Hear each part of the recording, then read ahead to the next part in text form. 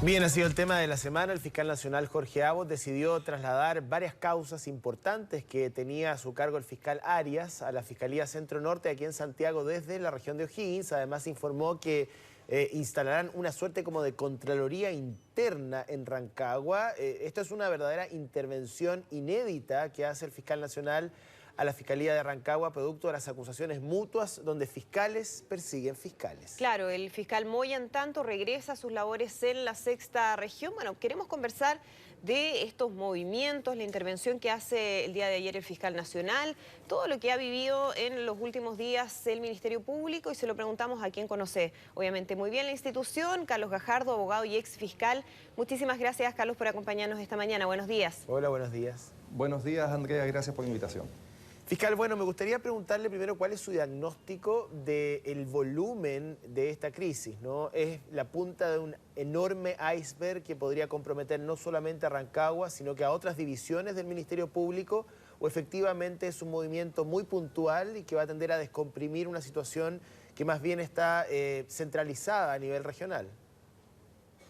Bueno, yo diría que efectivamente es imposible desmentir que en Rancagua hay una situación muy compleja que se origina a partir de las investigaciones que se hicieron en la Corte de Apelaciones, que tienen formalizado a un ministro de esa Corte y también suspendido a otros dos, y luego se ha sumado esta investigación que afecta a las dos cabezas principales de la Fiscalía de Rancagua, a su fiscal regional y al fiscal jefe de la Fiscalía de Alta Complejidad. El volumen, la magnitud que alcanzó este conflicto a mí me parece que era difícil de haberlo imaginado en un comienzo, y desde ese punto de vista a mí me parece adecuada la decisión que ha tomado el fiscal nacional en cuanto a dar una señal de orden en la institución, de mando por su parte, y haber entregado estas causas que tienen mucha significancia pública, donde las víctimas, y creo que eso es importante, habían depositado mucha confianza por cuanto las causas efectivamente han avanzado bastante, y por lo tanto la decisión de cambiar esa dirección es una dirección compleja, pero a mí me parece que es adecuada. Respecto a esta crisis, tiendo a pensar, porque hasta acá no hay antecedentes de que sea distinto, de que está circunscrito a circunstancias específicas, en este caso en Rancagua, tanto en la Corte como en el Ministerio Público.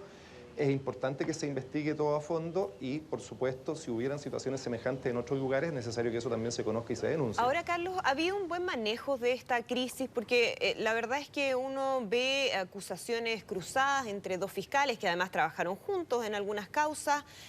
Uno ve información bien delicada, ¿no? Publicada a través de medios de prensa, se empiezan a conocer correos electrónicos, una serie de antecedentes, y uno se pregunta, bueno, ¿cómo controlar esto? En primer lugar, y si ha sido adecuado el manejo que ha tenido el fiscal nacional Jorge Abot en relación a esta crisis. Mire, lo primero que yo diría que estas son situaciones muy especiales y que ocurren con muy poca frecuencia, y por lo tanto es difícil efectivamente el control. En principio, a mí me parece una buena noticia que cuando existen cosas irregulares, estas se conozcan, se denuncien, esas investigaciones avancen. Pero efectivamente la forma, creo, en que se llevaron a cabo parte de las denuncias, la excesiva utilización de entrevistas, por ejemplo, para dar a conocer estas denuncias, la manera en que se comenzó a existir un fuego cruzado, no es conveniente sin duda ni para el avance de esas investigaciones, ni tampoco, y esto es bastante grave, para la imagen y la confianza que la ciudadanía debe tener en las instituciones, en el Poder Judicial y en la Fiscalía, que, recordemos, son instituciones que están bastante magulladas en cuanto a su credibilidad. Se acaba de conocer la encuesta ENUSC, que trae un dato bastante complejo. Las denuncias que se realizan desde el año 2015 hasta acá vienen disminuyendo, y hoy día solo un tercio de las personas que sufren un robo importante lo denuncian. Claro. Y eso básicamente se explica por falta de confianza.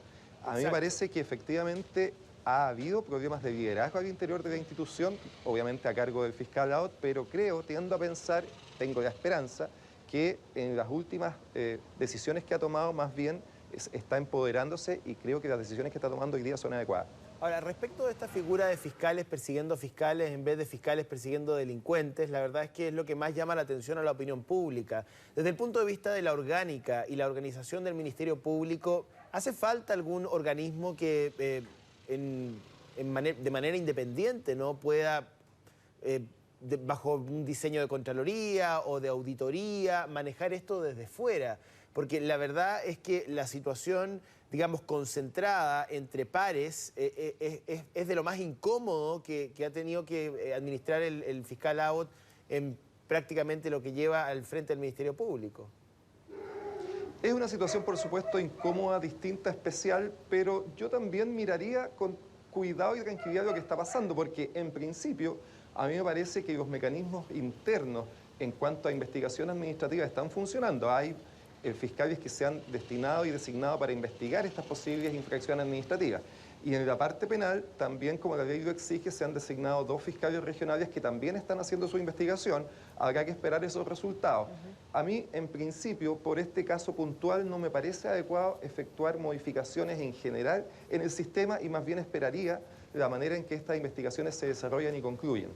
Creo que en general las investigaciones penales siempre van a ser llevadas por el Ministerio Público y por lo tanto siempre va a ser un fiscal el que investigue a otro. Y por lo tanto lo que hay que asegurar ahí es que exista la suficiente autonomía e independencia, que no exista una protección de cuerpo. Y eso de alguna manera se intenta asegurar con las designaciones de fiscales regionales. Hay que ver cómo evoluciona eso, pero me parece imposible un diseño en que existiera una segunda o tercera institución con atribuciones penales para investigar a la Fiscalía. Ahora, Carlos, ¿cómo afecta esto las causas, ¿no? La persecución penal de las causas que están en curso. Veíamos ayer la redistribución de algunas de ellas de mayor connotación pública. ¿Cuánto va a afectar eso? ¿Genera un retraso en las investigaciones? ¿Implica problemas? ¿Qué significa en la práctica? Sin duda genera un retraso en las investigaciones porque hay un nuevo equipo investigador que se va a hacer cargo de ellas, pero me parece a mí que ese es un problema menor en cuanto a que ese equipo seguramente va a tener dedicación especial para, sobre todo, por ejemplo, dedicarse a la causa de la Iglesia y los abusos al interior de ella.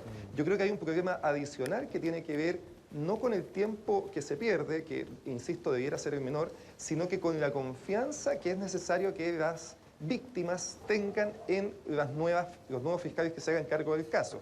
Porque efectivamente, a propósito de la firma del convenio entre la Fiscalía y la Conferencia Episcopal de Chile, ya las víctimas manifestaron su desconfianza y ese convenio tuvo que ser dejado sin efecto.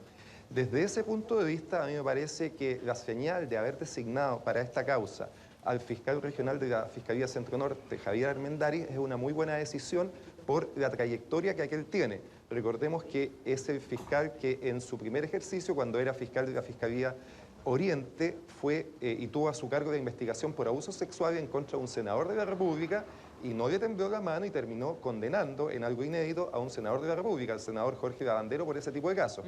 Y luego le correspondió llevar adelante la investigación justamente contra el sacerdote Caradima y tuvo también avances importantes en esa investigación que permitieron develar la verdad sobre esos hechos y como era incompetente por temas de tiempo, derivó esa causa finalmente al sistema antiguo. Pero hay ahí, diría yo, una elección de una persona que creo que debiera darles garantía a las víctimas de que estas causas van a avanzar con seriedad. Bien, pues agradecemos el análisis, ¿no?, de quien fuera también miembro en algún momento de la Fiscalía y hoy día como abogado nos entrega su mirada también don Carlos Cajardo. Muchísimas gracias, tuvo a cargo también importantes investigaciones en materia de financiamiento irregular de la política. Muchas gracias, que esté muy bien. Gracias, buenos días. Gracias por la invitación, José Antonio. Chao, Andrea.